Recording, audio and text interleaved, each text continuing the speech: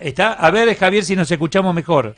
Sí, yo te escucho. Ahora perfecto. 10 puntos, Javier. Ahora sí, te saludo como corresponde. Bueno, contame un poquito. El mundo está temblando por lo que ocurre. ¿Tiene mucho que ver el petróleo sumado al coronavirus? ¿Son ambas cosas? No, lo que sucede es que como el coronavirus está impactando en China, y China es uno de los grandes jugadores a nivel mundial, y la actividad económica se está retrayendo, baja la demanda, obviamente, de los insumos energéticos, y siendo el petróleo el más significativo, digamos, estás viendo una baja en el precio del petróleo.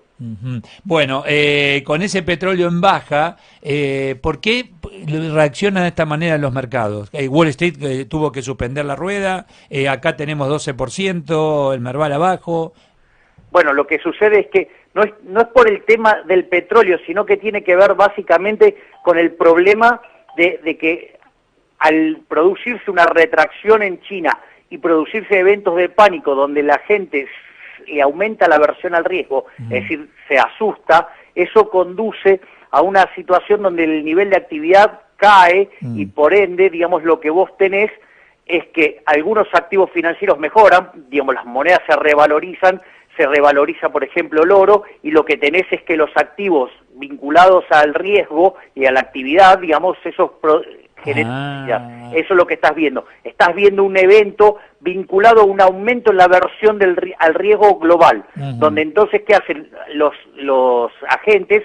Hacen lo que se llama un flight to safety, o sea, dejan los activos riesgosos y se van sobre los activos más seguros. Bueno, suele ocurrir en catástrofes, así, ¿no? Van a los metales directamente. Sí, o digamos, demandan activos emitidos por gobiernos solventes, o sea, por ejemplo, te demandan bonos del Tesoro norteamericano, te demandan dólares, te demandan oro, ¿sí? Y la contracara es que los activos financieros se te desploman.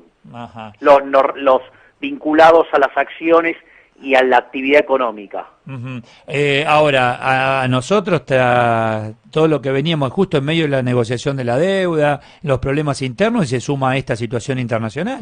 Hablo de Argentina ahora. Porque si vos tenés un movimiento de los portafolios desde los activos riesgosos hacia los más seguros, imagínate Argentina, digamos, que está al borde de declarar el default, obviamente los activos argentinos van a estar todavía más relegados y van a estar más golpeados. Y esto llegó para quedarse, por lo menos hasta que aclare el panorama de este virus que dice presente en casi todo el mundo.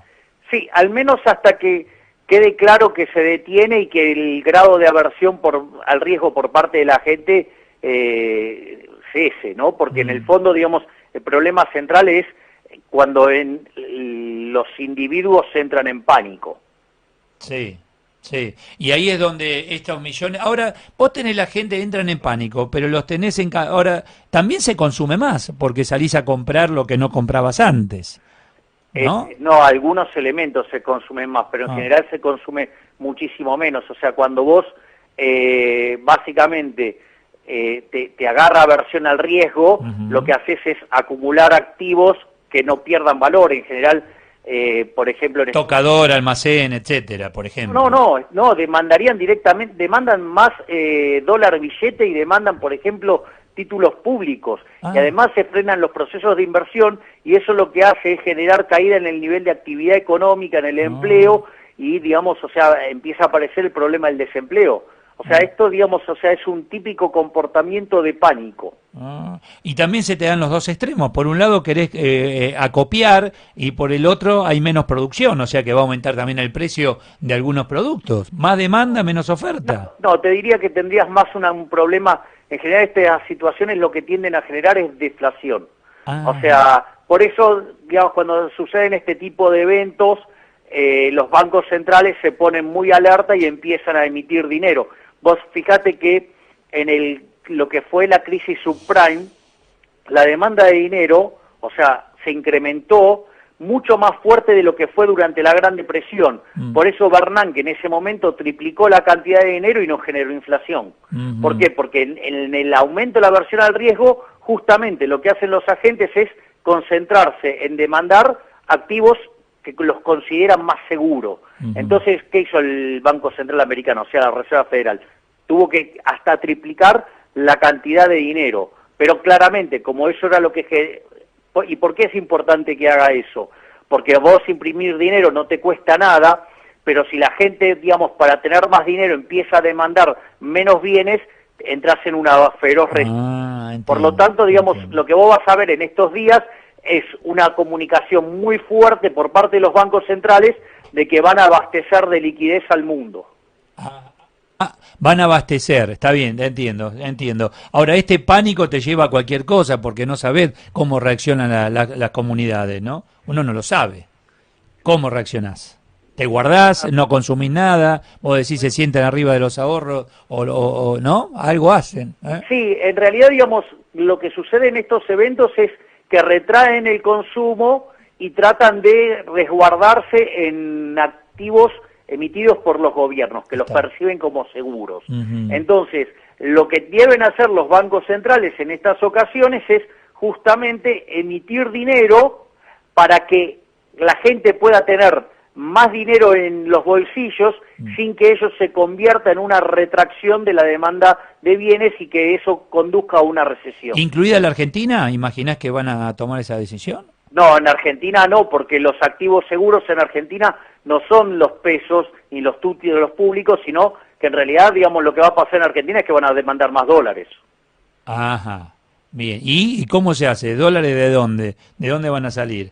Bueno, eso lo que va a hacer es complicar más el exceso de demanda en el mercado de cambios, con lo cual lo que vos vas a tener es un mayor exceso de oferta en el resto de la economía, es decir, una caída del nivel de actividad, una caída en el empleo, una caída de los salarios reales, más pobres, más indigentes, o sea, tasas de interés estratosféricas. Hoy escuchaba hablar en relación a Vaca Muerta, con esta situación en el mundo, con esta situación del petróleo a 31, etcétera, Vaca Muerta en este momento paralizada totalmente. Digamos, Vaca Muerta está a 50 metros bajo tierra. Pero, digo, convengamos que igual al inicio de la gestión de Alberto Fernández le empujaron unos cuantos metros. Claro, pero toda esta situación complica aún más esa situación. Claro. Porque, digamos, extraer el shale gas y el shale oil, que es el tipo de combustibles que vos tenés en Vaca Muerta, demandan de muchas inversiones. Entonces vos necesitas, por ejemplo, un precio del petróleo para hacer fracking básicamente de entre 60 y 70 dólares. ¿Qué combinación de elementos negativos? A esto se suma el paro del campo con todas sus razones, ¿no? Y dejan de producir. O sea, mirá qué combo en la Argentina. Sí, bueno, se está generando la tormenta perfecta entre lo internacional y lo local, más la herencia. Te diría que cada vez hay más chance de que Argentina entre en una situación absolutamente desastrosa. ¿Qué le recomendarías a un cliente tuyo micro? Así, ahí ayer estabas mirando tele con tus padres. Cuenta, ¿son los padres míos o de cualquiera de los oyentes? ¿Qué le decís? ¿Hacer qué? Siempre verde. Siempre verde. Te entendí. Te mando un abrazo, Javier, gracias. Un placer enorme hablar contigo, Eduardo. Gracias, abrazo. Javier Milei.